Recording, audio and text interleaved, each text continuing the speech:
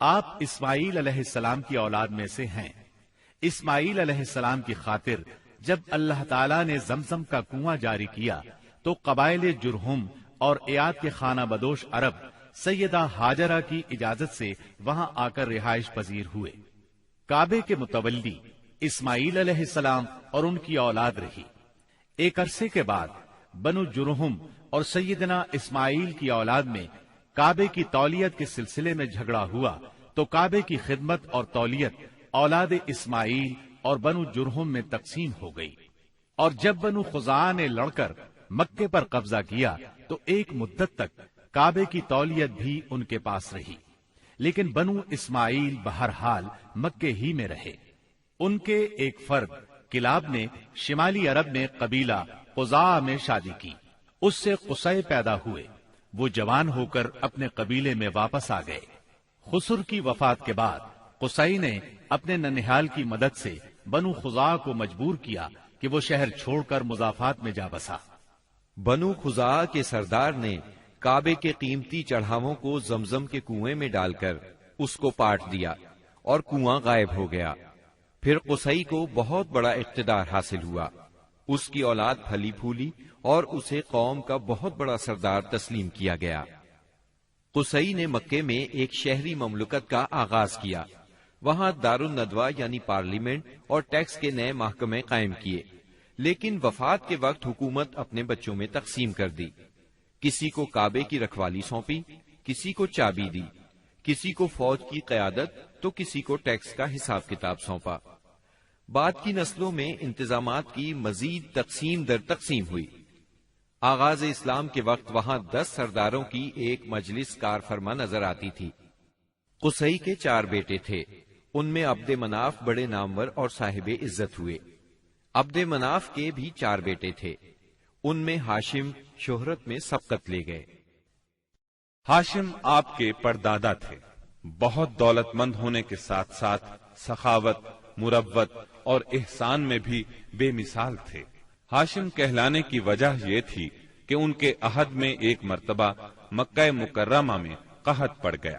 یہ فلسطین گئے اور اونٹوں پر آٹے کی بہت سی بوریاں لاد لائے، بہت سے اونٹ ذبح کیے، ان کا شوربہ تیار کیا، روٹیاں پکوائیں، ان روٹیوں کو شوربے میں بھگو بھگو کر اہل شہر کو کھلاتے رہے۔ عرب اس کھانے کو حشیم اور سرید کہتے ہیں۔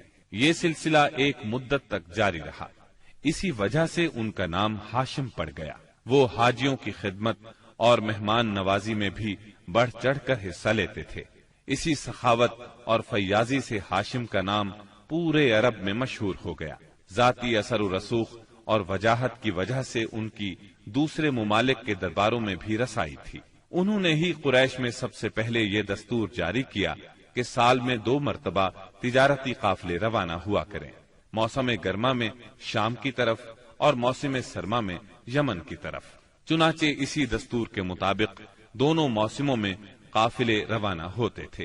سورۃ القریش میں اللہ تعالیٰ نے قریش کو یہی انعام یاد دلایا ہے، کیونکہ قریش اللہ کی رحمت سے موسم سرما و گرما کے عادی ہو گئے۔ ان کی سمجھ میں یہ بات آ گئی کہ اس نعمت کے شکریہ میں اللہ کی عبادت کرنا چاہیے جو اس گھر کا مالک ہے، اور اس نے انہیں بھوک میں کھانا دیا اور خوف سے امن بخشا۔ نجاشی شاہ حبش ہاشم کی بے حد خاطر مدارت کرتا اور تحفے تحائف بھی پیش کرتا۔ قیصر روم بھی ان سے بہت مہربانی سے پیش آتا تھا۔ ہاشم نے یمن اور روم کی حکومت سے قریش کے تجارتی قافلے کی حفاظت کا حکم حاصل کیا، اور یہ ان کے اعلیٰ تدبر کا نتیجہ تھا کہ تمام راستے قریش کے تجارتی قافلوں کے لیے محفوظ ہو گئے۔ اس طرح مکہ مکرمہ بین الاقوامی تجارت کا مرکز بن گیا۔ اس سے خانہ کعبہ کی زیارت اور فریضہ حج عام ہو گئے، اور مکی زبان بھی ملک کے چاروں طرف سمجھی جانے لگی۔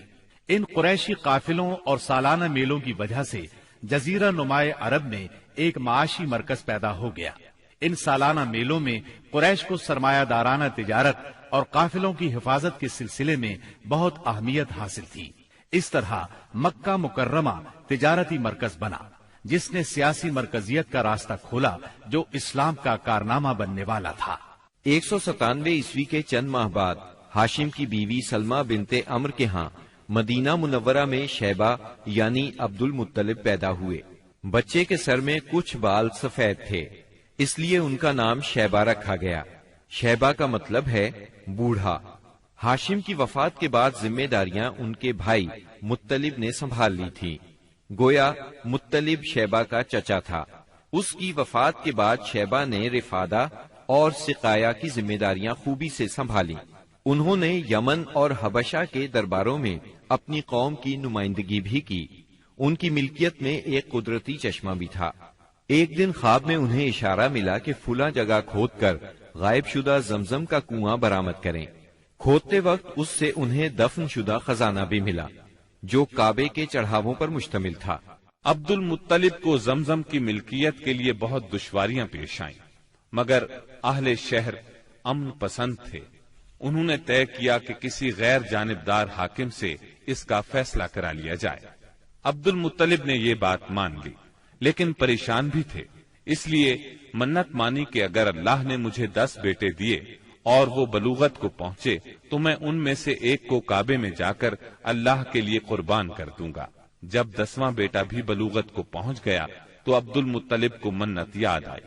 انہوں نے بیٹوں کے درمیان قرعہ ڈالا تاکہ جس کا نام نکلے اسے قربان کر دیں۔ قرعہ نبی اکرم صلی اللہ علیہ وسلم کے والد عبداللہ کے نام نکلا۔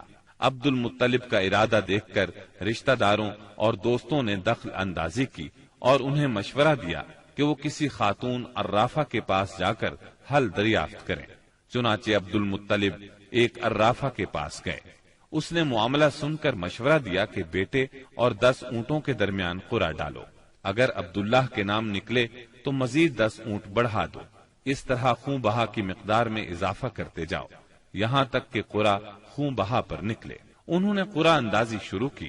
قرعہ ہر بار عبداللہ کے نام نکلتا رہا۔ یہ 10 اونٹ ہر بار بڑھاتے گئے۔ جب 100 اونٹ پورے ہو گئے تب قرعہ اونٹوں کے نام نکلا۔ عبد المطلب نے 3 بار ایسا کیا تاکہ اطمینان ہو جائے۔ ہر بار 100 اونٹوں ہی کا قرعہ نکلا۔ اب انہیں اطمینان ہو گیا کہ یہی اللہ کو منظور ہے۔ زمزم کے کنویں کی ملکیت حاصل کرنے کے علاوہ عبد المطلب کی زندگی کا دوسرا اہم واقعہ ابرہہ کا بیت اللہ پر حملہ ہے۔ تاریخ میں اس کو واقعہ فیل کے نام سے یاد کیا جاتا ہے۔ ابرہہ ایک عیسائی سردار تھا۔ شاہ حبشہ نجاشی کی طرف سے یمن کا حاکم تھا۔ اس نے دیکھا کہ اہل عرب حج کے لیے مکہ مکرمہ جاتے ہیں اور خانہ کعبہ کا طواف کرتے ہیں، تو اس نے عیسائی مذہب کے نام پر یمن کے شہر صنعاء میں ایک عالیشان گرجا بنوایا۔ عرب میں اس گرجا کی خبر مشہور ہو گئی۔ قبیلہ کنانہ کا ایک آدمی وہاں گیا اور گرجا میں گندگی پھیلا کر بھاگ آیا۔ ابرہہ نے غصے میں آ کر قسم کھائی کہ کعبے کو ڈھا کر دم لے گا۔ چنانچہ وہ ایک لشکر جرار لے کر مکہ مکرمہ کی طرف روانہ ہوا۔ راستے میں عرب کے جس قبیلے نے بھی مزاحمت کی، ابرہہ نے اسے تہہ تیغ کر ڈالا، یہاں تک کہ وہ مکہ معظمہ کے قریب پہنچ گیا۔ وہاں کے لوگوں کو اپنے ارادے سے خبردار کرنے کے لیے اس نے اہل مکہ کے جانور پکڑ لیے۔ ان جانوروں میں عبد المطلب کے 200 اونٹ بھی تھے۔ عبد المطلب کو ابرہہ کی چڑھائی کی خبر ملی تو وہ خانہ کعبہ کی دیواروں سے لپٹ گئے اور رو پڑے۔ اللہ سے اپنے گھر کی حفاظت کی دعا کی۔ قریش کے چند سرداروں کو لے کر ابرہہ سے ملنے کے لیے گئے اور اس سے اپنے اونٹوں کی واپسی کا مطالبہ کیا۔ ابرہہ ان کی بات سن کر حیران ہوا اور بولا، تم نے اپنے اونٹوں کی واپسی کی تو بات کی، کعبے کے متعلق ایک لفظ بھی نہیں کہا۔ میں تو یہاں کعبے کو ڈھانے کے لیے آیا ہوں۔ عبد المطلب نے جواب دیا، اونٹ میری ملکیت ہیں، اس لیے ان کی رہائی کے لیے چلا آیا۔ کعبے کا مالک اللہ ہے جو اپنے گھر کو بچانے کی پوری طاقت رکھتا ہے۔ ابرہہ نے ان اونٹوں کی واپسی کا حکم دے دیا۔ یہ اپنے اونٹ لے کر مکہ معظمہ واپس آ گئے۔ 60-70 ہزار کا لشکر تھا اور اس میں 9 یا 13 ہاتھی تھے۔ اس لشکر نے آخر مکے پر چڑھائی کی۔ لشکر مکے کے نزدیک پہنچا تو محمود نامی ہاتھی نے مکے میں داخل ہونے سے انکار کر دیا اور وہیں بیٹھ گیا۔ ایسے میں اچانک باہر قلزم کی طرف سے پرندوں کا ٹڈی دل نظر آیا۔ ان کے پنجوں اور چونچوں میں کنکریاں تھیں۔ جن سپاہیوں پر وہ کنکریاں پڑتی ان کے اعضاء کٹنا شروع ہو جاتے۔ ان کنکریوں کے گرنے سے ابرہہ کی فوج اور ہاتھیوں کا جو حشر ہوا وہ بلا شبہ تاریخ عالم کا ایک نہایت حیرت ناک باب ہے۔ خود ابرہہ مشکل سے گرتا پڑتا صنعاء تک پہنچا اور نہایت دردناک عذاب میں گرفتار ہو کر یمن میں مرا۔ عربوں کے ہاں اس سال کو عام الفیل کہتے ہیں۔ ایک مدت تک یہی تقویمی سال شمار ہوتا رہا۔ قرآن کریم میں یہ واقعہ سورہ فیل میں بیان ہوا۔ کیا تم نے نہیں دیکھا تمہارے پروردگار نے ہاتھی والوں کے ساتھ کیا سلوک کیا؟ کیا اس نے ان کی تدبیر کو اکارت نہیں کر دیا اور ان پر پرندوں کے جھنڈ بھیج دیے جو ان پر پکی ہوئی مٹی کے پتھر پھینک رہے تھے، پھر ان کا یہ حال کر دیا جیسے جانوروں کا کھایا ہوا بھوسا۔ واقعہ فیل کے 50-55 دن بعد عبد المطلب کعبے کا طواف کر رہے تھے کہ انہیں پوتے کی ولادت کی خوشخبری ملی۔ 75 سالہ دادا بہت خوش ہوئے۔ نبی کریم صلی اللہ علیہ وسلم ان کے پیارے فرزند جناب عبداللہ کی یادگار تھے، جن کی زندگی 100 اونٹوں کی قربانی دے کر بچائی گئی تھی، لیکن پھر اچانک وہ فوت ہو گئے۔ ان کی وفات سے بوڑھے باپ کو جو صدمہ پہنچا تھا، پوتے کی ولادت سے ایک حد تک وہ کم ہو گیا۔ عبداللہ کی والدہ یعنی نبی صلی اللہ علیہ وسلم کی دادی کا نام فاطمہ بنت عمرو تھا۔ عبداللہ کے 2 سگے بھائی زبیر اور ابو طالب تھے۔ بی بی آمنہ سے نکاح کے بعد عبداللہ نے رواج کے مطابق 3 دن تک سسرال میں قیام کیا۔ اس کے بعد تجارت کی غرض سے شام چلے گئے۔ واپسی پر یثرب یعنی مدینہ منورہ میں ٹھہرے تاکہ اپنے والد کے حکم کے مطابق کھجوروں کا سودا کریں۔ مدینہ منورہ ہی میں قیام کے دوران وہ بیمار ہو گئے۔ آپ کی بیماری کی خبر مکہ پہنچی تو عبد المطلب نے فوراً اپنے بڑے بیٹے حارث کو عبداللہ کی خبر گیری کے لیے مدینہ روانہ کیا۔ حارث مدینہ پہنچے تو معلوم ہوا 1 ماہ بیمار رہنے کے بعد عبداللہ انتقال کر گئے ہیں۔ انتقال کے وقت انہوں نے 5 اونٹ، چند بکریاں اور 1 باندی چھوڑی، جس کی کنیت ام ایمن اور نام برکت تھا۔ عبداللہ کا انتقال اپنے پیغمبر بیٹے کی ولادت سے چند ماہ پہلے ہی ہو گیا تھا۔ گویا آپ صلی اللہ علیہ وسلم شکم مادر ہی میں یتیم ہو گئے تھے۔ آپ کی والدہ سیدہ آمنہ طہارت نفس، شرافت، عزت، عفت، عصمت اور پاک بازی میں بے مثال تھی۔ اپنی قوم میں سیدۃ النساء کے لقب سے مشہور تھی۔ ددھیال اور ننہیال دونوں کے اعتبار سے آپ عرب کے بہترین قبیلے اور بہترین قوم میں سے تھیں۔ ولادت باسعادت کے بعد 3-4 دن تک آپ کی والدہ نے آپ کو دودھ پلایا۔ پھر آپ کے چچا ابو لہب کی آزاد کردہ کنیز سویبہ نے اور پھر حلیمہ سعدیہ نے دودھ پلایا۔ اکثر سیرت نگاروں نے کنیز کا نام سوبیہ ہی لکھا ہے، لیکن دراصل اس کا نام سویبہ تھا۔ جس طرح صحیح بخاری اور سیرت نگاری کے عالمی مقابلے میں اول آنے والی سیرت نبوی پر مستند کتاب الرحیق المختوم میں مذکور ہے۔ دودھ پلانے کی ذمہ داری ماہ ربیع الاول 52 قبل ہجری یعنی اپریل 571 عیسوی میں سونپی گئی۔ اس زمانے میں عرب میں یہ دستور تھا، جو آج کے دور میں بھی باقی ہے، کہ نوزائیدہ بچوں کو دودھ پلانے کے لیے شرفاء ابتدا ہی سے دیہات میں بھیج دیا کرتے تھے، تاکہ دیہات کی صاف ستھری اور کھلی آب و ہوا میں ان کی پرورش ہو سکے، زبان اہل عرب جیسی فصیح ہو جائے اور اہل عرب کی دیگر خصوصیات اوائل عمر ہی سے بچوں میں راسخ ہو جائیں۔ اس دستور کے مطابق سال میں 2 مرتبہ بنی سعد کی عورتیں شیرخوار بچوں کی تلاش میں آیا کرتی تھیں۔ چنانچہ آپ کی پیدائش کے 8 دن بعد انہی عورتوں کے ساتھ حلیمہ سعدیہ بھی تشریف لائیں۔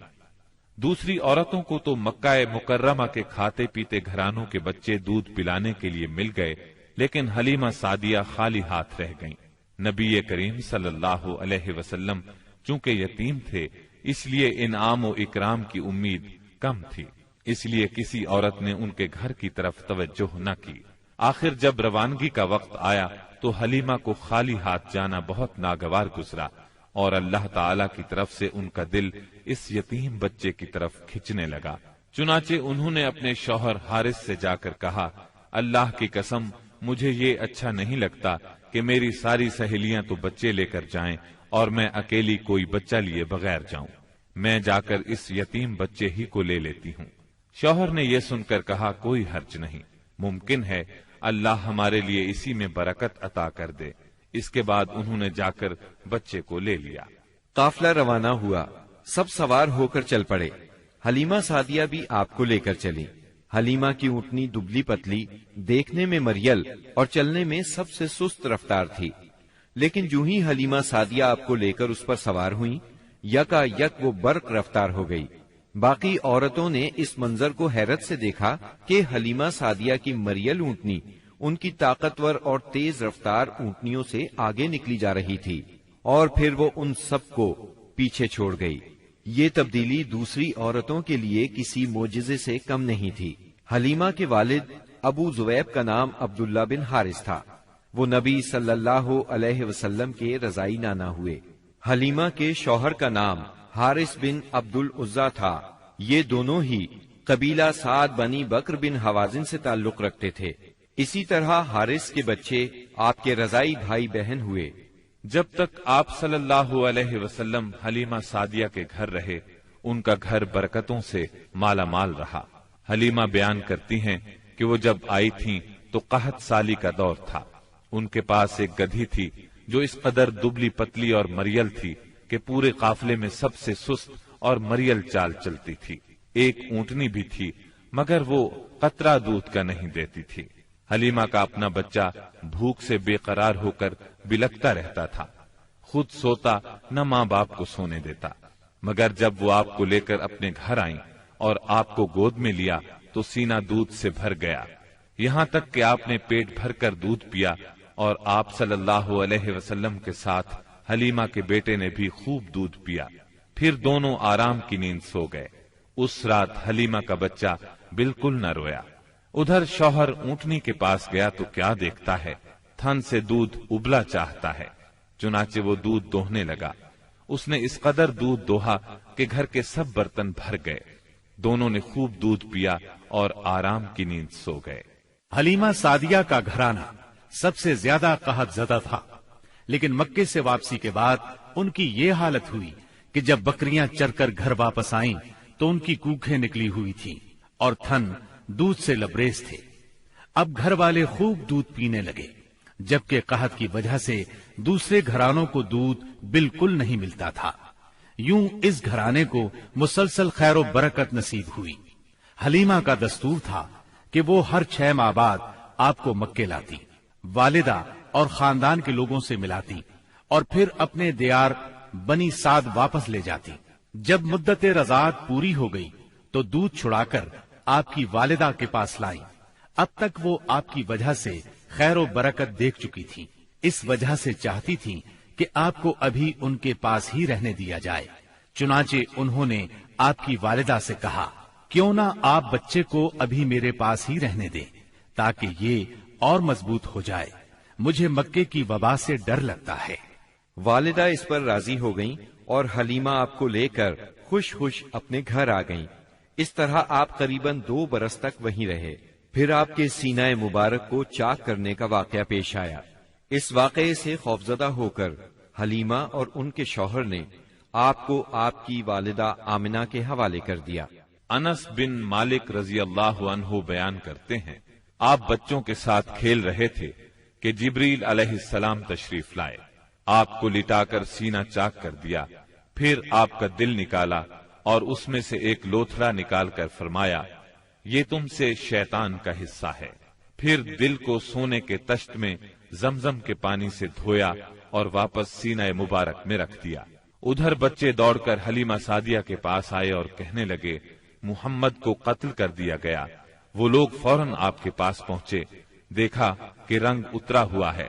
सैयदना अनस का बयान है कि मैं नबी अकरम सल्लल्लाहु अलैहि वसल्लम के सीने पर सिलाई का निशान देखा करता था। इस वाक़े के बाद आपको मक्के पहुंचा दिया गया और आपने अपनी माँ के साया मोहब्बत में अपने खानदान के अंदर कोई 2 बरस गुजारे। फिर वालिदा دادا اور ام ایمن کے ساتھ مدینہ منورہ کا سفر کیا، جہاں آپ کے والد کی قبر بھی تھی اور دادا کا ننھیال بھی تھا۔ آپ مدینے میں 1 ماہ رہ کر واپس ہوئے تو راستے میں آپ کی والدہ بیمار ہو گئیں اور مقام ابوا پہنچ کر انتقال کر گئیں۔ انا للہ و انا الیہ راجعون، انہیں وہیں دفن کیا گیا۔ اب بوڑھے عبد المطلب آپ کو لیے مکے پہنچے۔ ان کے دل پر آپ کی والدہ کی وفات کی وجہ سے گہرا اثر تھا۔ آپ کے لیے ان کے دل میں ایسی محبت پیدا ہوئی کہ خود ان کے اپنے بیٹوں کے لیے ویسی محبت نہ تھی۔ وہ آپ کی بہت قدر کرتے، اپنی اولاد سے بڑھ کر چاہتے، خوب اکرام کرتے، اپنے لیے تیار کرائے گئے خاص فرش پر انہیں بٹھاتے، اس فرش پر کسی اور کو نہ بیٹھنے دیتے، پیٹھ پر ہاتھ پھیرتے، آپ کی نقل و حرکت دیکھ کر خوش ہوتے۔ انہیں یقین تھا کہ مستقبل میں آپ کی نرالی شان ہونے والی ہے، لیکن ابھی آپ کی عمر 8 برس 2 مہینے کی ہوئی تھی کہ عبد المطلب بھی انتقال کر گئے۔ اب آپ کے چچا ابو طالب نے آپ کی کفالت کا بیڑا اٹھایا۔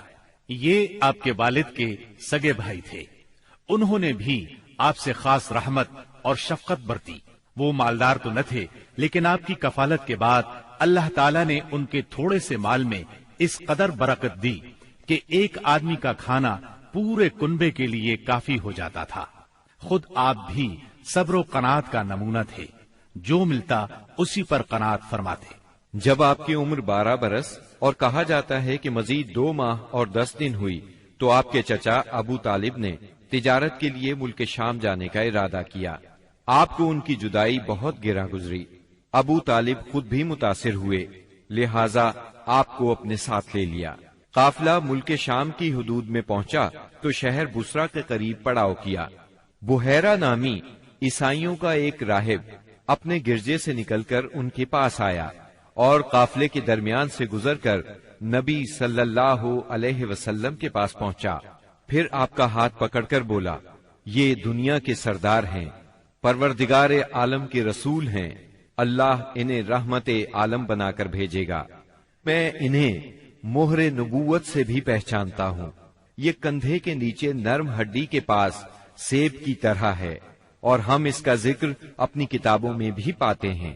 پھر اس نے قافلے کی دعوت کی اور ابو طالب سے کہا، انہیں یہاں سے واپس بھیج دیں، ملک شام نہ لے جائیں، کیونکہ انہیں یہودیوں سے خطرہ ہے۔ اس پر ابو طالب نے غلاموں کے ہمراہ آپ کو مکے بھیج دیا۔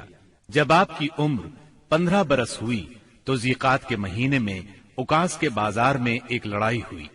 اس لڑائی میں ایک طرف قریش کے قبائل تھے اور دوسری طرف قیس اور اعلان کے قبائل تھے۔ دونوں میں گھمسان کا رن پڑا، فریقین کے کتنے ہی آدمی مارے گئے، لیکن پھر انہوں نے صلح کر لی اور طے پایا کہ دونوں طرف کے مقتولین گنے جائیں، جدھر زیادہ ہوں ادھر والے زائد مقتولین کا خون بہا لے لیں۔ اس کے بعد جنگ ختم ہو گئی اور باہمی دشمنی کو ختم کر دیا گیا۔ اس جنگ میں نبی کریم صلی اللہ علیہ وسلم بھی شریک تھے، لیکن آپ نے لڑائی میں براہ راست حصہ نہیں لیا، اپنے چچاؤں کو تیر تھماتے تھے۔ اس جنگ کا نام جنگ فجار ہے۔ یہ نام اس لیے مشہور ہوا کہ اس میں حرام مہینے کی حرمت پامال کی گئی۔ فجار نام کے واقعات 4 بار پیش آئے، ہر سال ایک واقعہ پیش آتا رہا۔ جنگ فجار والا واقعہ آخری تھا۔ اس سے پہلے کے 3 واقعات میں ہلکے پھلکے جھگڑے ہوئے، شدید لڑائی صرف اسی چوتھے واقعے میں ہوئی۔ اس جنگ کے بعد ذیقعد ہی کے مہینے میں 5 قبائل کے درمیان ایک عہد نامہ طے پایا۔ اس عہد نامے کو حلف الفضول کہا جاتا ہے۔ ان قبائل کے نام یہ ہیں: بنو ہاشم، بنو مطلب، بنو اسد، بنی عبد العزا، بنو زہرہ اور بنو تیم۔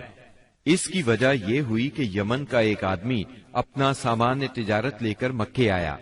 آس بن وائل نے اس سے وہ مال خرید لیا، لیکن قیمت ادا نہ کی۔ اس نے بنو عبد الدار، بنو مخزوم، بنو سہم اور بنو عدی سے فریاد کی، لیکن انہوں نے کوئی توجہ نہ دی۔ چنانچہ اس نے ابو قبیس کے پہاڑ پر چڑھ کر چند اشعار پڑھے، جن میں اپنی مظلومیت کا نقشہ کھینچا اور آواز لگائی کہ کوئی تو اس کا حق دلانے کے لیے اس کی مدد کرے۔ اس پر زبیر بن عبد المطلب نے دوڑ دھوپ کی، لہذا اس قبیلے کے افراد بنو تیم کے سردار عبداللہ بن جدعان کے گھر میں جمع ہوئے اور آپس میں عہد و پیمان کیا کہ مکے میں جو بھی مظلوم نظر آئے، خواہ مکے کا رہنے والا ہو یا کسی اور جگہ کا، یہ سب اس کی حمایت میں اٹھ کھڑے ہوں گے۔ انہوں نے آس بن وائل سے بھی اس کا حق لے کر اس کے حوالے کیا۔ اس عہد و پیمان میں آپ بھی اپنے چچاؤں کے ساتھ تھے۔ نبوت سے سرفراز ہونے کے بعد آپ فرمایا کرتے تھے، میں عبداللہ بن جدعان کے مکان پر ایک ایسے معاہدے میں شریک ہوا کہ مجھے اس کے بدلے سرخ اونٹ بھی پسند نہیں، اور اگر میں اس کے لیے اسلام کے دور میں بلایا جاتا تو ضرور جاتا۔ نبی اکرم صلی اللہ علیہ وسلم یتیم پیدا ہوئے اور اپنے دادا پھر چچا کی کفالت میں رہے۔ والد سے وراثت میں جو کچھ ملا تھا اس سے کچھ نہیں ہو سکتا تھا، چنانچہ جو ہی آپ ہلکے پھلکے کام کرنے کے لائق ہوئے، اپنے رضائی بھائیوں کے ساتھ دیار بنی سعد میں بکریاں چرانے لگے۔ پھر جب مکہ معظمہ آئے تو وہاں بھی چند قیرات کے عوض اہل مکہ کی بکریاں چرائیں۔ قیرات 1 دینار کا 20واں یا 24واں حصہ ہوتا ہے، جس کی قیمت اس زمانے میں بمشکل 80-90 روپے سمجھ لیں۔ کم عمری میں بکریاں چرانا انبیاء کی سنت ہے۔ ایک بار عہد نبوت میں آپ نے فرمایا، کوئی بھی نبی نہیں گزرا مگر اس نے بکریاں ضرور چرائیں۔ پھر جب آپ جوان ہو گئے تو تجارت شروع کی۔ بعض روایات کی روح سے آپ صائب بن ابی صائب کے ساتھ مل کر تجارت کرتے تھے۔ آپ تجارت میں بہترین ساتھی تھے، لین دین کے معاملے میں لڑتے جھگڑتے تھے، نہ بحث کرتے تھے۔ تمام معاملات میں آپ حد درجے امانت دار، سچے اور پرہیزگار مشہور تھے۔ زندگی کے سبھی میدانوں میں آپ کا یہی طریقہ تھا، اسی بنا پر آپ کا لقب ہی امین مشہور ہو گیا تھا۔ ان تمام وجوہات کی بنا پر آپ کی شہرت سن کر سیدہ خدیجہ نے آپ کو تجارت کے لیے اپنے مال کی پیشکش کی۔ وہ عزت اور مال دونوں لحاظ سے قریش کی ایک معزز خاتون تھی، لوگوں کو اجرت دے کر اپنا مال تجارت کے لیے بھیجا کرتی تھی۔ اس پیشکش کے ساتھ انہوں نے یہ بھی کہا کہ وہ آپ کو سب سے اچھی اجرت دیں گی۔ چنانچہ آپ نے ان کے غلام میسرہ کے ساتھ شام کا سفر کیا، وہاں خرید و فروخت کی۔ اس خرید و فروخت میں بہت زیادہ نفع ہوا، اس قدر برکت ہوئی کہ پہلے کبھی اتنا منافع نہیں ہوا تھا۔ شام سے آپ مکہ واپس آئے اور سیدہ کی امانت انہیں سونپی۔ سیدہ خدیجہ نے امانت اور برکت کا یہ حال دیکھا تو حیرت زدہ رہ گئیں۔ ادھر میسرہ نے بھی آپ کی باتیں انہیں بتائیں۔ تب سیدہ نے محسوس کر لیا کہ انہیں ان کی مراد مل گئی ہے، چنانچہ انہوں نے آپ سے اپنی سہیلی کے ذریعے سے شادی کی خواہش ظاہر کی۔ انہوں نے سیدہ خدیجہ کے چچا عمرو بن اسد کو پیغام بھیجا۔ اس طرح بات طے ہوئی۔ نکاح کا خطبہ ابو طالب نے پڑھا، اس میں اللہ کی حمد و ثنا کی، پھر آپ کے فضل و شرف کا ذکر کیا۔ اس کے بعد ایجاب و قبول کے الفاظ کہے اور مہر بیان کیا۔ یہ ملک شام کے سفر سے واپسی کے 2 مہینے اور چند دن بعد کی بات ہے۔ اس وقت آپ کی عمر 25 سال تھی اور سیدہ خدیجہ کی عمر 40 سال تھی۔ سیدہ خدیجہ کی شادی پہلے عتیق بن عائز مخزومی سے ہوئی تھی، وہ انتقال کر گیا تو ابو حالہ تیمی سے ہوئی، اس سے ایک بچہ بھی ہوا، مگر پھر ابو حالہ بھی فوت ہو گیا۔ اس کے بعد بڑے بڑے سرداران قریش نے شادی کا پیغام دیا، مگر سیدہ خدیجہ راضی نہ ہوئی، یہاں تک کہ اللہ تعالی نے انہیں آپ کی طرف مائل کر دیا، اور اس طرح سیدہ کو آپ صلی اللہ علیہ وسلم کی زوجیت کا شرف حاصل ہوا۔ سیدہ خدیجہ نبی صلی اللہ علیہ وسلم کی پہلی بیوی تھی۔ ان کے جیتے جی آپ نے کسی اور سے شادی نہ کی۔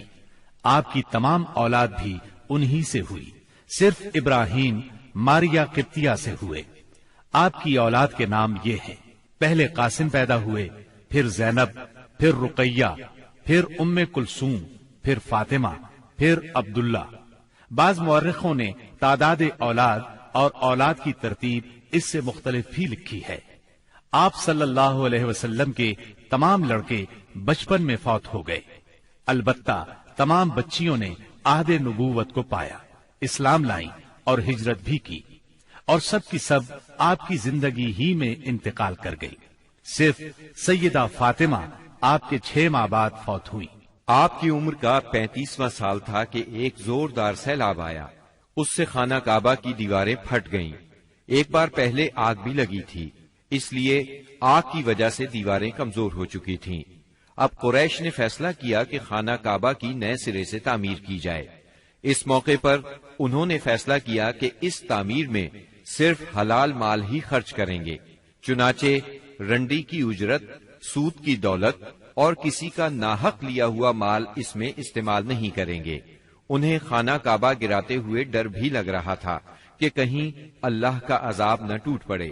آخر کار ولید بن مغیرہ نے یہ کہہ کر ڈھانا شروع کر دیا کہ اللہ مصلحین کو ہلاک نہیں کرتا۔ جب لوگوں نے دیکھا کہ اسے کچھ نہیں ہوا تو وہ بھی اس کام میں شریک ہو گئے اور سیدنا ابراہیم علیہ السلام والی بنیاد تک خانہ کعبہ گرا ڈالا۔ اس کے بعد تعمیر شروع کی۔ تعمیر کے لیے ہر قبیلے کا الگ الگ حصہ مقرر تھا۔ معززین اپنے کاندھوں پر پتھر لاتے اور ڈھیر لگاتے۔ نبی کریم صلی اللہ علیہ وسلم اور آپ کے چچا عباس بھی پتھر ڈھو رہے تھے۔ تعمیر کا کام باقوم نامی ایک رومی معمار کر رہا تھا۔ مال چونکہ اس قدر جمع نہ ہو سکا تھا کہ سیدنا ابراہیم علیہ السلام والی بنیادوں پر تعمیر مکمل کی جا سکتی، اس لیے شمال کی طرف سے قریباً 6 ہاتھ چھوڑ کر اس پر ایک چھوٹی سی دیوار اٹھا دی گئی تاکہ علامت باقی رہے کہ یہ بھی خانہ کعبہ کا حصہ ہے۔ اس کو ہجر اور حتیم کہتے ہیں۔ جب دیوار حجر اسود تک اٹھ گئی تو ہر سردار نے چاہا حجر اسود کو اس کی جگہ رکھنے کا شرف اسے حاصل ہو۔ اس پر سخت جھگڑا اٹھ کھڑا ہوا جو 4-5 روز تک جاری رہا۔ کسی طرح فیصلہ نہ ہو پایا کہ حجر اسود کون رکھے گا، اور قریب تھا کہ حرم میں خون ریزی ہو جائے، لیکن ابو امیہ کی ایک تجویز سب نے منظور کر لی۔ ابو امیہ سب سے زیادہ عمر رسیدہ تھا۔ اس نے کہا، میری تجویز یہ ہے کہ کل صبح مسجد حرام کے دروازے سے جو شخص سب سے پہلے داخل ہو اس سے فیصلہ کرا لیا جائے، یعنی وہ جس کے حق میں فیصلہ دے دے حجر اسود وہی اس کی جگہ پر رکھے گا۔ دوسرے دن صبح سویرے جو شخص سب سے پہلے داخل ہوا وہ نبی اکرم صلی اللہ علیہ وسلم تھے۔ قریش آپ کو دیکھتے ہی بول پڑے، هذا الامین رضینا هذا محمد، یہ تو محمد ہیں جو کہ امین ہیں، ہم ان سے راضی ہیں۔ پھر آپ ان کے نزدیک پہنچے تو آپ کو تفصیل سنائی گئی۔ آپ نے اس مسئلے کا حل یہ نکالا کہ ایک چادر لی، اس میں حجر اسود کو رکھا اور سب سرداروں سے کہا اس چادر کو سب لوگ کناروں سے پکڑ کر اٹھائیں۔ سب نے ایسا ہی کیا۔ جب چادر حجر اسود کی جگہ پہنچ گئی تو آپ نے اپنے مبارک ہاتھوں سے حجر اسود کو اس کی جگہ پر رکھ دیا۔ یہ اس قدر عمدہ فیصلہ تھا کہ سب خوش ہو گئے۔ نبی کریم صلی اللہ علیہ وسلم بچپن ہی سے عقل سلیم کے مالک تھے، پاک دامن تھے، بھرپور قوت کے مالک تھے۔ جوانی اور پختگی کا زمانہ آیا تو آپ کی خوبیاں اور زیادہ نکھر کر سامنے آئیں۔ آپ درست سوچ، صحیح نظر، بہترین اخلاق اور عمدہ عادات کا سب سے بلند نمونہ تھے۔ سچائی اور امانت، صبر و شکر، حیا اور وفا، خیر خواہی اور تواضع سبھی میں ممتاز تھے۔ بھلائی اور احسان میں آپ کا کوئی ثانی نہیں تھا۔ ابو طالب نے کیا خوب کہا ہے، ابیض یستسقى الغمام بوجهه ثمال الیتامی عصمت للارامل، وہ گورے مکھڑے والا جس کی برکت سے ابر رحمت برستا ہے، وہ یتیموں کا سہارا اور بیواؤں کا نگہبان ہے۔ آپ بہت صلہ رحمی کرنے والے تھے، لوگوں کا بوجھ اپنے سر لیتے تھے، کنگال کی ایسی مدد فرماتے کہ مالدار ہو جاتا یا روزگار سے لگ جاتا، مہمان کی مہمانی کرتے اور مصیبت کے مارے ہوں سے تعاون فرماتے۔ اللہ تعالیٰ نے آپ کی حفاظت اور نگہبانی کا خاص انتظام فرمایا تھا، اور قوم کے اندر پھیلی ہوئی خرافات اور برائیوں کے خلاف آپ کے دل میں نفرت ڈال دی تھی۔ چنانچہ آپ بتوں کی عید پر حاضر ہوتے، نہ شرک کے میلوں میں جاتے اور نہ آپ آستانوں یا غیر اللہ کے نام پر ذبح کیا ہوا جانور کھاتے، نہ بتوں ہی کو چھوتے اور نہ ان سے تقرب حاصل کرتے تھے۔ لات اور عزا کی قسم تو سننا بھی گوارا نہ فرماتے۔ شراب نوشی اور کھیل کود کی مجلسوں سے آپ انتہائی دور تھے۔ ایسی کسی مجلس میں آپ نے کبھی شرکت نہ فرمائی، جبکہ یہی مجلس جوانوں کی تفریح اور دوستوں سے ملاقات کے مقامات تھی۔ اللہ نے آپ کو خلوت پسندی عطا فرمائی تھی۔ عربوں کی جہالت اور گناہ آلود زندگی نے آپ کو افسردہ اور غمگین بنا دیا تھا۔ آپ اپنے اطراف میں پھیلی ہوئی انسانی اجتماعی زندگی کا مشاہدہ فرماتے تو آپ کو یہ محسوس کر کے دکھ ہوتا کہ ایک اللہ کی عبادت کا تصور دینے والے دین کو وہ لوگ بالکل بھول چکے تھے، اس دین کو جو ان کے جد امجد سیدنا ابراہیم علیہ السلام کا دین تھا، اسے بالکل فراموش کر چکے تھے۔ وہ اپنے ہاتھوں سے کعبے کی تعمیر نو بڑے احترام سے کرتے تھے، لیکن خانہ کعبہ میں بت رکھ کر ان کی پوجا کرتے تھے۔ یہ شرک نہیں تو اور کیا ہے؟ منافقت اور کہتے کس کو ہیں؟ جوا، شراب نوشی، بت پرستی اور بے حیائی معاشرے کا جز بن چکی ہے۔ اللہ تعالیٰ کی وحدانیت کا تصور تو پایا جاتا ہے، مگر اس تصور کو بت پرستی کے ذوق اور شوق نے بہت دھندلا کر دیا ہے۔ بتوں کی شکل میں اپنے معبود گھڑ لیے ہیں۔ ہر قبیلے اور ہر خاندان کا ایک پسندیدہ بت ہے، اور کعبے میں 360 بت رکھے ہوئے ہیں۔ بت پرستی کے شوق کا یہ عالم ہے کہ قریش سفر میں جاتے ہیں تو ستو کے بت بنا لیتے ہیں، اور جب ضرورت پڑتی ہے تو اپنے معبودوں کو گھول کر پی لیتے ہیں۔ قریش کے معاشرے اور عرب کے ماحول میں عورت بیچاری کی حالت اس قدر پست، ذلیل اور ردی ہے کہ وہ اونٹوں، بکریوں اور غلے کی طرح تجارت کی چیز بن چکی ہے۔ شادیوں پر کوئی پابندی، کوئی روک نہیں۔ ایک مرد جتنی عورتوں سے چاہے شادی کر سکتا ہے، اور دوسری طرف عورت بھی جتنے مردوں کو پسند کرے ان سے تعلق پیدا کر سکتی ہے۔ چوری چھپے آشنائی سے لے کر کھلی بے حیائی تک ہر برائی کی جاتی ہے۔ پستی اور گراوٹ کی انتہا ہے کہ منقولہ اور موروثی جائیداد کی طرح باپ کی بیویاں بھی بیٹے کو ورثے میں ملتی ہیں، اور وہ اپنی حقیقی ماں کے سوا اپنی ستیلی ماؤں سے شادی کرنے میں کسی قسم کی آر محسوس نہیں کرتا۔ اس بے حیائی کے ساتھ عربوں میں ایک شدید مجرمانہ قسم کی غیرت بھی پائی جاتی ہے، وہ یہ کہ ہماری لڑکیاں کسی کو بیاہ ہی نہ جائیں، کوئی مرد ہمارا داماد نہ بنے۔ سنگ دلی کی حد تک اس غیر فطری غیرت کے سبب لڑکیاں زندہ دفن کی جاتی ہیں، اور اس انتہا درجے کی بے رحمی پر الٹا فخر کیا جاتا ہے۔ آقا کو غلاموں کی موت اور زندگی پر پورا مالکانہ اختیار حاصل ہے۔ ملک میں کوئی مرکزیت نہیں پائی جاتی، ہر قبیلہ اپنے ایک سردار کے ماتحت خود مختار بنا بیٹھا ہے۔ اس چیز نے قبائل کو شدید قسم کی رقابتوں میں مبتلا کر دیا ہے۔ ذرا ذرا سی بات پر تلواریں نیام سے باہر آ جاتی ہیں، اور بڑی خوفناک جنگیں ہوتی ہیں جن کا سلسلہ کئی پشتوں تک جاری رہتا ہے۔ آنے والی نسلیں اپنے اسلاف اور آباء و اجداد کے خون کا انتقام لیتی ہیں۔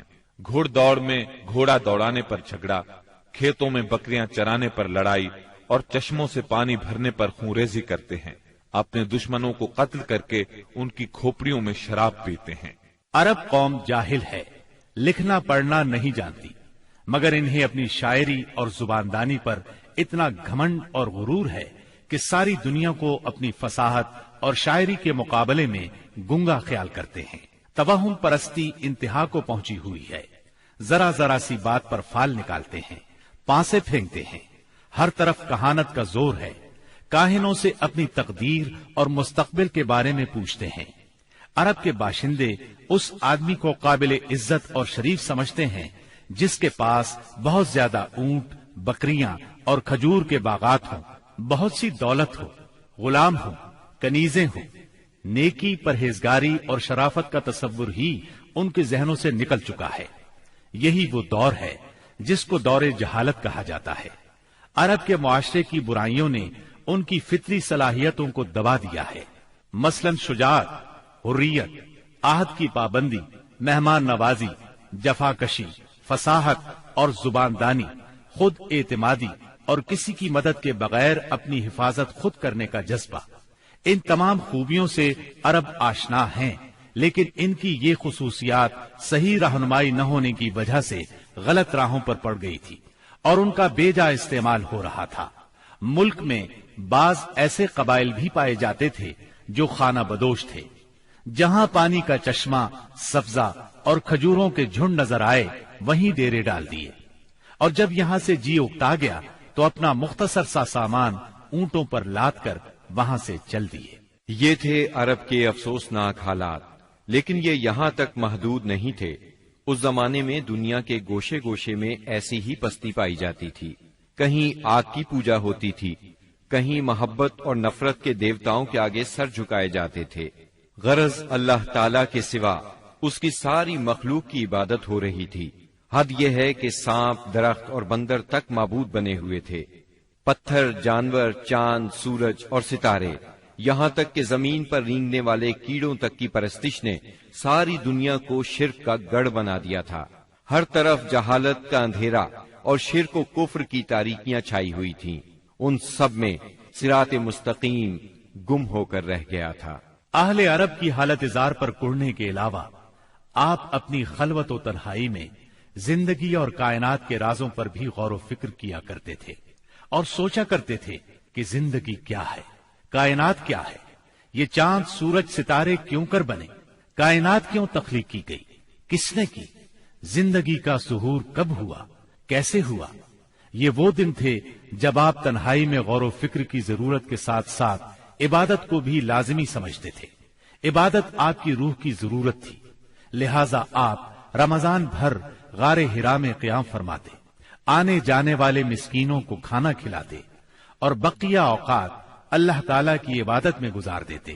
غار ہرا مکہ مکرمہ کے مشرق میں خانہ کعبہ سے کوئی 3 میل دور جبل النور کی چوٹی پر واقع ہے۔ خلوت اور گوشہ تنہائی کی تلاش میں آپ غار ہرا پہنچے۔ یہ چونکہ کعبہ کے سامنے تھا اور وہاں کامل تنہائی اور یکسوئی تھی، اسی لیے آپ کو بہت پسند آیا۔ رمضان کا مہینہ اور پیر کا دن تھا۔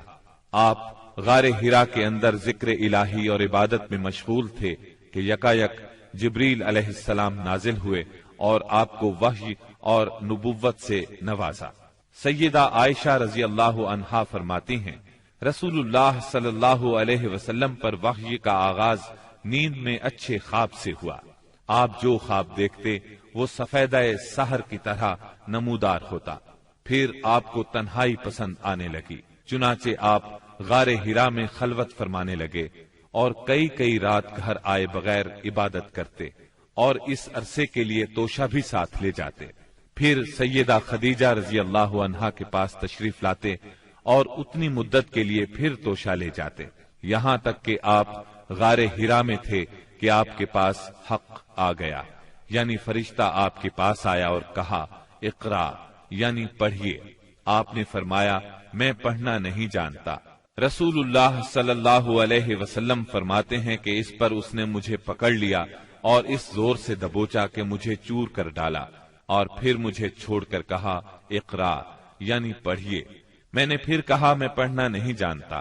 اس نے پھر مجھے پکڑ کر دبوچا اور چور کر ڈالا، پھر چھوڑ کر کہا اقرا، پڑھیے۔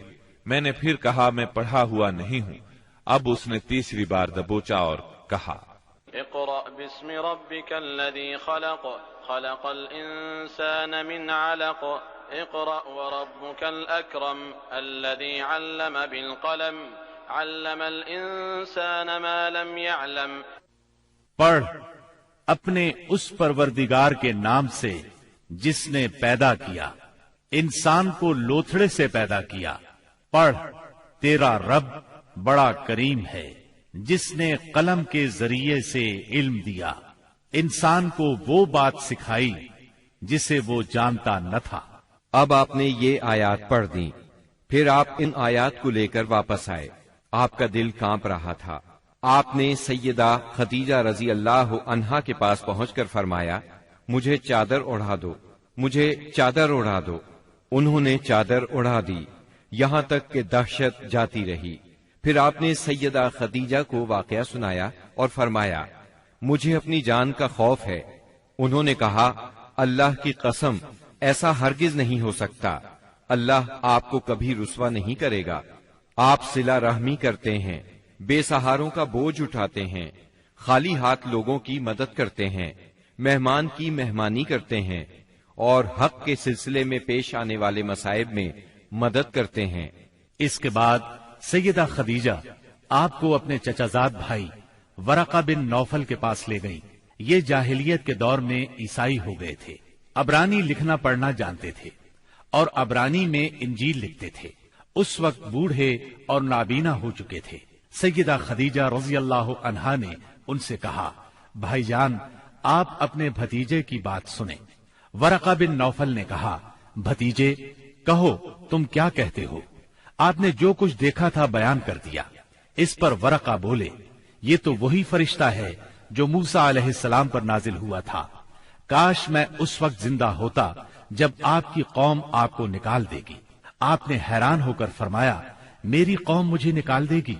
ورقہ بن نوفل بولے، ہاں کوئی ایسا آدمی نہیں جو تم جیسا پیغام لایا ہو اور اس سے دشمنی نہ کی گئی ہو، اور اگر میں اس وقت تک زندہ رہا تو تمہاری زبردست مدد کروں گا۔ لیکن اس کے بعد جلد ہی ورقہ بن نوفل فوت ہو گئے اور ادھر وحی کا سلسلہ رک گیا۔ وحی کی بندش سے آپ کو سخت رنج و ملال ہوا، لیکن مصلحت الہی اسی میں تھی، کیونکہ اس طرح خوف جاتا رہا، معاملے کی نوعیت سمجھنے کا موقع ملا اور دوبارہ وحی کی مشقت برداشت کرنے پر طبیعت صرف آمادہ ہی نہیں ہوئی بلکہ ایک گونا شوق اور طلب بھی پیدا ہوئی، اور آپ دوبارہ وحی کا انتظار کرنے لگے۔ ادھر آپ گوشہ نشینی کی بقیہ مدت پوری کرنے کے لیے ورقہ کے پاس سے پلٹ کر دوبارہ غار حرا میں تشریف لا چکے تھے۔ جب ماہ رمضان ختم ہو گیا اور آپ کی اعتکاف کی مدت پوری ہو گئی تو عادت کے مطابق پہلی شوال کی صبح حرا سے اتر کر مکہ معظمہ روانہ ہوئے۔ نبی کریم صلی اللہ علیہ وسلم ارشاد فرماتے ہیں، میں پہاڑ سے اتر کر میدان میں پہنچا تو مجھے پکارا گیا۔ میں نے دائیں دیکھا، کچھ دکھائی نہ دیا، بائیں دیکھا تو بھی کچھ دکھائی نہ دیا، سامنے دیکھا تو بھی کچھ دکھائی نہ دیا، پھر پیچھے دیکھا تو وہاں بھی کچھ نظر نہ آیا۔ اس کے بعد میں نے سر اوپر اٹھایا تو کیا دیکھتا ہوں کہ جو فرشتہ حرا میں میرے پاس آیا تھا وہی آسمان و زمین کے درمیان موجود ہے۔ یہ دیکھ کر میرا پورا وجود اس کے رعب سے بھر گیا، یہاں تک کہ میں زمین کی طرف جھک گیا۔ پھر میں خدیجہ کے پاس آیا اور کہا، مجھے چادر اڑا دو، مجھے چادر اڑا دو، مجھے کمبل اڑا دو، ٹھنڈے پانی کے چھینٹے مارو۔ انہوں نے کمبل اڑا دیا، ٹھنڈے پانی کے چھینٹے مارے، پھر یہ آیات نازل ہوئی، یا ایھا المدثر قم فانذر وربک فکبر وثیابک فطہر والرجز فاہجر۔ اے کمبل پوش، اٹھ اور لوگوں کو ان کی بدعملی کے نتائج سے ڈرا، اپنے رب کی بڑائی بیان کر اور اپنے کپڑے پاک رکھ اور گندگی سے الگ تھلگ رہ۔ بعثت نبوی کے ابتدائی 3 برسوں میں آپ چپکے تبلیغ کرتے رہے۔ اس دوران میں سیدنا ارقم رضی اللہ عنہ کا گھر اسلامی تحریک کا مرکز بنا۔ یہ گھر کوہ صفا کے دامن میں واقع تھا۔ نمازیں گھروں کے اندر اور پہاڑوں کی گھاٹیوں میں پڑھی جاتی رہیں۔ اس تبلیغ کے ذریعے سے چراغ جلتا رہا۔ آپ نے سب سے پہلے ان لوگوں کو تبلیغ فرمائی جن کے آپ کے ساتھ تعلقات تھے۔ آپ کو اپنے ان قریبی ساتھیوں کی طرف سے مایوسی کا سامنا نہیں کرنا پڑا۔ عورتوں میں آپ کی زوجہ سیدہ خدیجہ رضی اللہ عنہا، غلاموں میں زید بن حارثہ رضی اللہ عنہ، مردوں میں سیدنا ابو بکر صدیق رضی اللہ عنہ اور لڑکوں میں سیدنا علی رضی اللہ عنہ نے سب سے پہلے اسلام قبول کیا۔ خفیہ دعوت و تبلیغ کا یہ سلسلہ قریباً 3 سال تک جاری رہا۔ اس عرصے میں جن حضرات نے اسلام قبول کیا ان کے نام یہ ہیں: بلال بن رباح، عثمان بن عفان، زبیر بن عوام، عبد الرحمن بن عوف، طلحہ بن عبید اللہ، سعد بن ابی وقاص، عمر بن انبسہ، خالد بن سعد بن عاص، عمار بن یاسر، خباب بن ارت، ابو عبیدہ بن جراح، سعید بن زید، جعفر بن ابی طالب، عبداللہ بن مسعود، ابو سلمہ، عثمان بن مظعون، صہیب رومی اور ارقم رضی اللہ عنہم، مجموعی طور پر قریباً 40 افراد نے اسلام قبول کیا۔ ان حضرات کو السابقون الاولون کہا گیا۔ اس خاموش تبلیغ کے نتیجے میں 40 افراد نے اسلام قبول کیا۔ اس طرح اسلام کی بنیاد مضبوط ہو گئی۔ تب اللہ کا حکم آیا، اے کمبل لپیٹ کر لیٹنے والے، اٹھو اور خبردار کرو، اپنے رب کی بڑائی کا اعلان کرو۔ یہ سورہ مدثر کی پہلی 2 آیات کا ترجمہ ہے۔ ان میں نبی صلی اللہ علیہ وسلم کو اس عظیم اور جلیل کام کے لیے اٹھنے اور نیند کی چادر پوشی اور بستر کی گرمی سے نکل کر جہاد، کوشش اور مشقت کے میدان میں آنے کے لیے کہا گیا۔ یا ایھا المدثر قم فانذر، اے چادر پوش، اٹھ اور ڈرا۔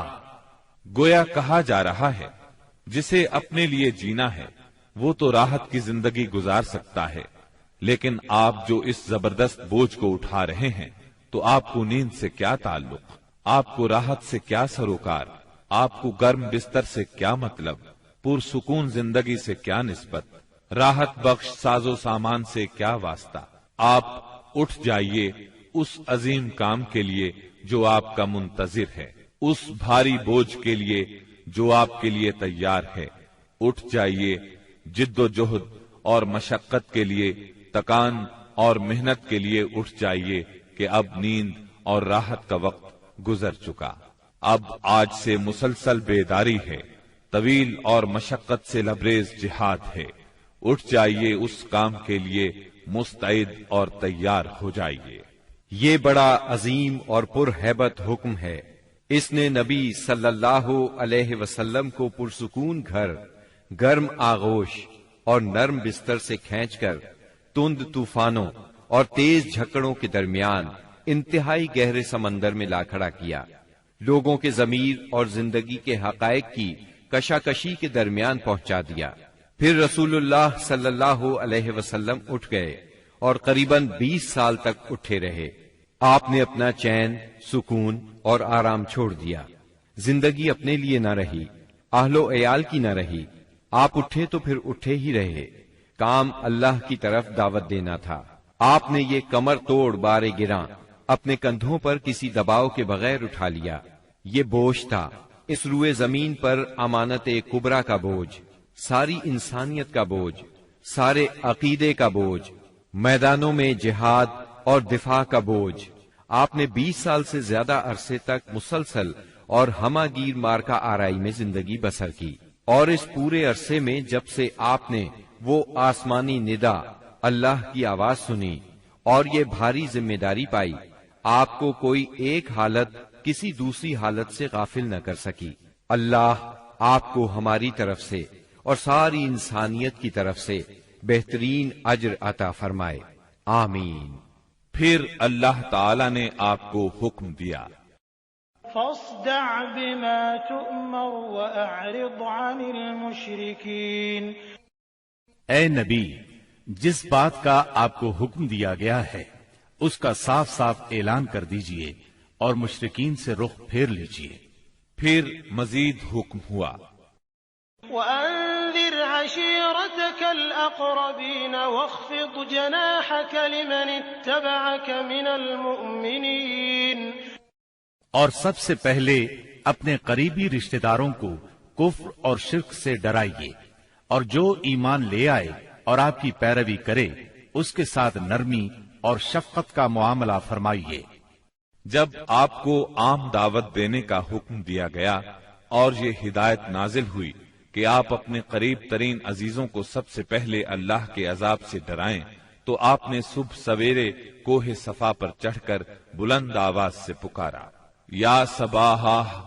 عرب میں یہ صدا وہ شخص لگاتا تھا جو صبح کے جھٹپٹے میں کسی دشمن کو اپنے قبیلے پر حملہ کرنے کے لیے آتے دیکھ لیتا تھا۔ آپ کی یہ آواز سن کر لوگوں نے پوچھا، یہ کون پکار رہا ہے؟ بتایا گیا، یہ محمد کی آواز ہے۔ اس پر قریش کے تمام خاندانوں کے لوگ آپ کی طرف دوڑ پڑے۔ جو خود آ سکتا تھا وہ خود آیا، جو نہیں آ سکتا تھا اس نے اپنی طرف سے کسی کو بھیج دیا۔ جب سب لوگ جمع ہو گئے تو آپ نے قریش کے ایک ایک خاندان کا نام لے لے کر پکارا، اے بنی ہاشم، اے بنی عبد المطلب، اے بنی فہر، اگر میں تمہیں یہ بتاؤں کہ اس پہاڑ کے پیچھے ایک لشکر تم پر حملہ کرنے کے لیے تیار ہے تو کیا تم میری بات کو سچ مانو گے؟ کیونکہ میں ایسی جگہ کھڑا ہوں جہاں سے میں ادھر بھی دیکھ رہا ہوں اور ادھر بھی۔ سب نے یک زبان ہو کر کہا، ہم آپ کی بات فوراً مان لیں گے، ہم نے کبھی آپ کو جھوٹا نہیں پایا، ہم نے ہمیشہ آپ کو سچا ہی پایا ہے۔ تب آپ نے فرمایا، میں تمہیں ایک سخت عذاب سے پہلے خبردار کرنے کے لیے بھیجا گیا ہوں۔ آپ کا چچا ابو لہب بھی اس مجمع میں موجود تھا۔ وہ آپ کا خطاب سن کر سخت برہم ہوا، کہنے لگا، ستیہ ناس جائے تیرا، کیا اس لیے تو نے ہمیں جمع کیا ہے؟ ایک روایت میں یہ بھی ہے کہ اس نے پتھر اٹھایا تاکہ آپ کو کھینچ مارے۔ اس طرح مکے میں اعلانیہ تبلیغ کی ابتدا ہوئی، لوگ مسلمان ہونے لگے۔ مسلمان ہونے والوں میں زیادہ تر نوجوان لوگ تھے۔ اس طرح ان کے بڑوں کو بہت دکھ ہوا کہ ہماری اجازت اور مرضی کے بغیر یہ کیوں پرانے قومی دین سے پھر گئے۔ ان لوگوں نے اپنے نو عمر رشتہ داروں کو طرح طرح سے اذیتیں دی، مارا پیٹا، بیڑیاں لگا کر قید کیا، چھت کے بغیر کمروں میں بند کیا، تپتی ریت پر ننگے بدن لٹایا، مگر یہ تمام اذیتیں بے اثر رہیں۔ ان لوگوں میں آزاد مرد اور عورتیں بھی تھیں، لونڈی اور غلام بھی تھے۔ لونڈیوں اور غلاموں کو ان کے آقاؤں نے شدید تکالیف پہنچائیں۔ اسی طرح موالی بھی تھے، یعنی غیر قبیلوں کے عرب، جو اہل مکہ میں کسی ایک کے ساتھ کسی معاہدے کے ذریعے سے موالی بن گئے تھے، مطلب یہ کہ ان کے حلیف بن گئے تھے۔ ان میں سے ایک سیدنا عمار بن یاسر رضی اللہ عنہ کا خاندان بھی تھا۔ ان کے خاندان کو خاص طور پر ظلم کا نشانہ بنایا گیا۔ سیدنا یاسر رضی اللہ عنہ پر اتنا ظلم ڈھایا گیا کہ وہ شہید ہو گئے۔ سیدہ سمیہ رضی اللہ عنہا جو سیدنا عمار کی والدہ تھیں، انہیں ابو جہل نے نیزہ مار کر شہید کر دیا۔ یہ اسلام میں پہلی شہید خاتون ہیں۔ جلد ہی قرآن کریم میں بت پرستی کے خلاف سخت آیات نازل ہوئیں۔ مثلا سورہ انبیاء کی آیت 98 میں ارشاد ہوا، إنكم وما تعبدون من دون الله حصب جهنم أنتم لها واردون۔ بے شک تم اور وہ بت جن کو تم اللہ کے سوا پوجا کرتے ہو سب دوزخ کا ایندھن ہوں گے اور تم سب اس میں داخل ہو کر رہو گے۔ اس پر مشرکین کے ظلم و ستم میں اور شدت آ گئی۔ آپ کی ذات کے خلاف اور اسلام کے حلقے میں داخل ہونے والوں کے خلاف تیزی آ گئی۔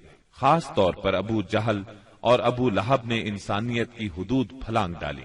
علانیہ تبلیغ کے بعد نبی صلی اللہ علیہ وسلم نے حرم میں اس طریقے سے نماز شروع کر دی جو اللہ تعالی نے آپ کو سکھایا تھا، اور یہی وہ چیز تھی جس سے قریش نے پہلی مرتبہ محسوس کیا کہ آپ کسی نئے دین کے دعوے دار ہیں۔ اس پر ابو جہل کی جاہلیت اور بھڑک اٹھی۔ اس نے آپ کو دھمکانا شروع کر دیا۔ آپ سے سخت لہجے میں کہا، حرم میں اس طریقے سے عبادت نہ کریں۔ پھر ابو جہل نے قریش کے لوگوں سے پوچھا، کیا محمد تمہارے سامنے زمین پر اس طرح اپنا منہ ٹکاتے ہیں؟ ان لوگوں نے کہا ہاں۔ اس پر اس نے کہا، لات اور عزا کی قسم، اگر میں نے اسے اس طرح نماز پڑھتے دیکھ لیا تو میں اس کی گردن پر اپنا پاؤں رکھ دوں گا اور اس کا چہرہ زمین پر رگڑ دوں گا۔ پھر ایسا ہوا کہ اس نے آپ کو نماز پڑھتے دیکھ لیا۔ وہ فوراً آپ کی طرف لپکا۔ وہ اپنے اعلان کے مطابق آپ کی گردن مبارک پر اپنا ناپاک پاؤں رکھنا چاہتا تھا کہ اسی وقت لوگوں نے اسے گھبرا کر خوف زدہ انداز میں پیچھے ہٹتے دیکھا۔ وہ اپنے منہ کو کسی چیز سے بچانے کی کوشش کر رہا تھا۔ لوگوں نے اس سے پوچھا، تجھے کیا ہوا؟ اس طرح پیچھے کیوں ہٹایا؟ اس نے کہا، میرے اور اس کے درمیان اچانک آگ کی ایک خندق اور کوئی ہولناک چیز تھی اور کچھ پر تھے۔ اس کی یہ بات کسی نے آپ کو بتائی تو آپ نے فرمایا، اگر وہ میرے قریب پھٹکتا تو فرشتے اس کے چیتھڑے اڑا دیتے۔ سیدنا ابن عباس رضی اللہ عنہ سے روایت ہے کہ رسول اللہ صلی اللہ علیہ وسلم مقام ابراہیم پر نماز پڑھ رہے تھے۔ ایسے میں ابو جہل کا ادھر سے گزر ہوا۔ اس نے کہا، اے محمد، کیا ہم نے تمہیں اس سے منع نہیں کیا تھا؟ یہ کہہ کر وہ آپ کو دھمکیاں دینے لگا۔ جواب میں آپ نے بھی اسے سختی سے جھڑک دیا۔ اس پر اس نے کہا، اے محمد، تم کس بل پر مجھے ڈراتے ہو؟ اللہ کی قسم، اس وادی میں میرے حمایتی سب سے زیادہ ہیں۔ ایک دن کسی جگہ اونٹ ذبح کیا گیا۔ ابو جہل نے عقبہ بن ابی معیط کو بھیجا کہ جا کر اوجھڑی اٹھا لائے، اور جب آپ سجدے میں جائیں تو اس کو آپ کی پیٹھ پر رکھ دے۔ اس نے ایسا ہی کیا۔ وہ اس قدر وزنی تھی کہ آپ سجدے سے سر نہ اٹھا سکے۔ سیدہ فاطمہ رضی اللہ عنہا اس وقت بچی تھیں۔ انہیں اطلاع ملی تو وہ دوڑی آئیں اور اس غلیظ بوجھ کو آپ کی کمر مبارک سے اتارا۔ سیدنا عمرو بن عاص چشمدید واقعہ بیان کرتے ہیں۔ ایک روز نبی اکرم صلی اللہ علیہ وسلم خانہ کعبہ میں نماز پڑھ رہے تھے۔ عقبہ بن ابی معیط آیا۔ اس نے اپنی چادر کو لپیٹ دے کر آپ کی گردن مبارک میں ڈال دیا اور بل دینے لگا۔ جب اس نے بل پر بل دیے تو آپ کی گردن مبارک بھنج گئی۔ آپ اسی طرح اطمینان قلب سے سجدے میں پڑے رہے۔ اتنے میں سیدنا ابو بکر صدیق رضی اللہ عنہ وہاں پہنچ گئے۔ انہوں نے دھکے دے کر عقبہ بن ابی معیط کو ہٹایا اور ان سے فرمایا، أتقتلون رجلا أن يقول ربي الله وقد جاءكم بالبينات؟ کیا تم ایک ایسے شخص کو مارتے ہو اور صرف اس جرم میں کہ وہ کہتا ہے میرا پروردگار اللہ ہے، اور وہ تمہارے پاس روشن دلائل لے کر آیا ہے۔ ان کے ایسا کہنے پر چند شریر سیدنا صدیق اکبر رضی اللہ عنہ پر ٹوٹ پڑے اور انہیں خوب زد و کوب کیا۔ انہی واقعات پر سورہ علق کی آیات 6 تا 19 نازل ہوئی، اور اسی سورت کی پہلی 5 آیات نازل ہونے کے بعد سب سے پہلے اسلام کا اظہار نبی کریم صلی اللہ علیہ وسلم نے نماز ہی سے کیا تھا۔